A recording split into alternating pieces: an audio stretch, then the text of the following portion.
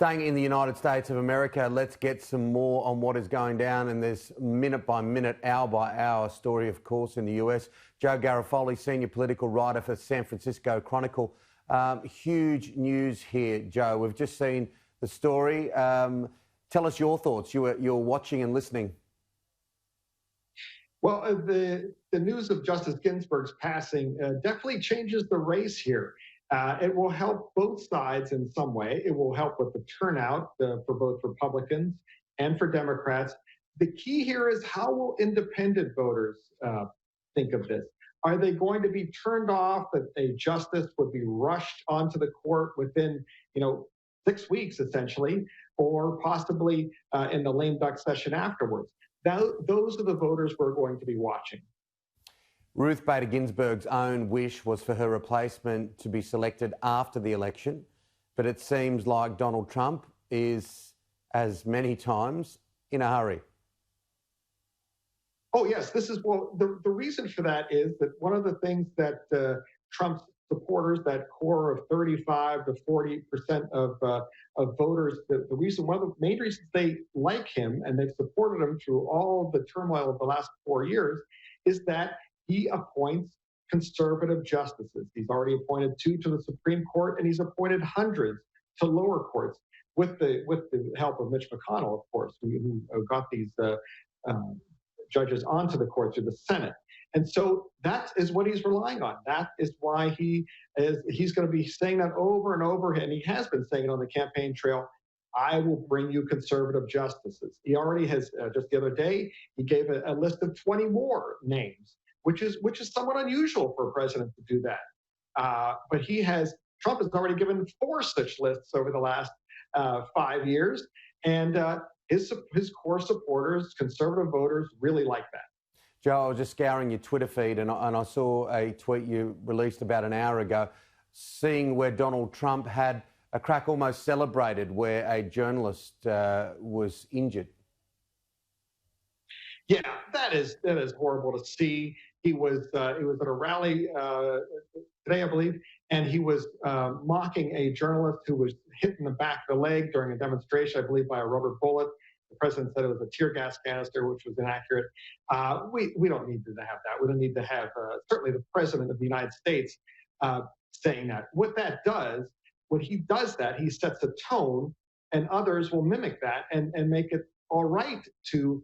I think it's all right to hurt journalists or to celebrate that in any way. To celebrate anyone getting hurt is bad, but to do to celebrate the injury of someone who is doing their job under the auspices of the First Amendment is horrible. Absolutely agree with you there.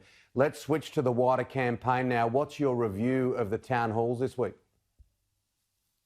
Town halls, it's good to see the candidates out, and particularly Joe Biden, to see him out. He has not faced a lot of questions from reporters, certainly not as many as the president regularly faces. So it's good to do that. The race has been remarkably stable here, no matter what seems to happen, whether it be the Bob Woodward book a couple of weeks ago talking about how the president knew of the extent of the coronavirus, but thought to tamp it down and because he didn't want to concern anybody with it. That didn't move people on Trump.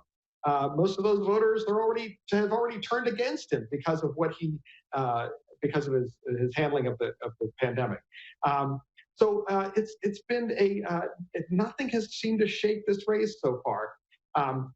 Biden needs nationally, but remember what we're watching here are about a handful of states and battleground states, swing states, if you will, in the Midwest and also Arizona, Florida. Biden has narrow leads in just about all those states. Florida is a toss-up at this point. Those are the states to watch, and they have been remarkably stable.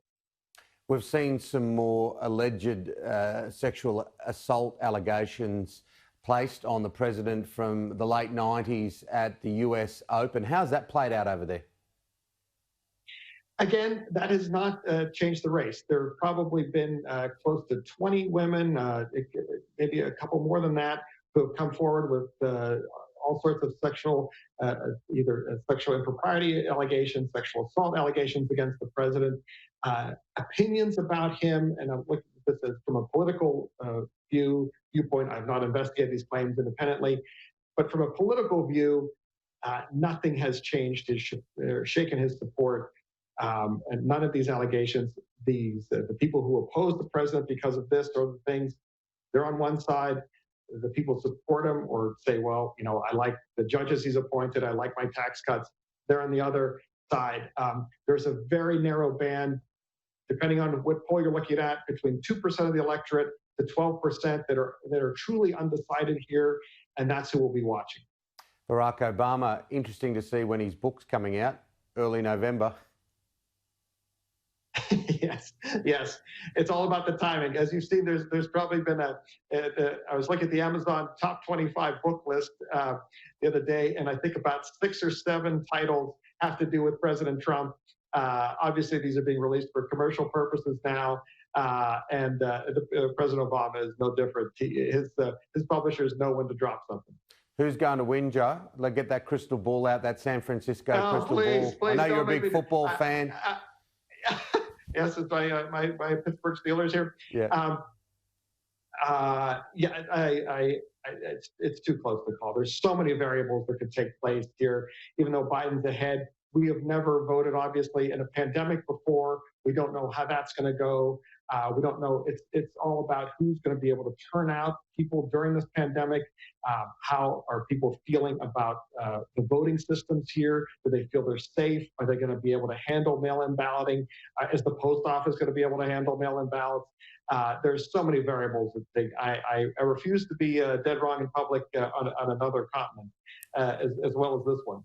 Don't worry, I'll ask everyone. It's not someone always gives me a one-liner. I'll just finish with the whole idea. Look, I think we're going to see Donald Trump in a lab soon helping to make this virus. Do you think some of the timing of when it comes out is on the money, or is it all a little bit pie in the sky? Obviously, they want it prior to the election. Oh, of course, yes. And that's why the president keeps saying, well, we may see one in October, we may see one in November. Let's look at what the people who are the scientists are saying. The head of the Centers for Disease Control is saying, let's look more towards next summer. We may have a breakthrough in the next couple of weeks, but that doesn't mean that people are going to start being able, like in mass numbers, being able to access the vaccine at all. So I prefer to err on the side of the scientists or follow the scientists, and they're saying not till the middle of next summer. And of course, we all hope it's earlier, but let's follow the science on this. The president does not have a scientific degree of any sort, and his predictions in the past have been woefully wrong. So I would not trust him on this one. Joe Garofoli, always good to talk from the San Francisco Chronicle. Thanks for joining us today.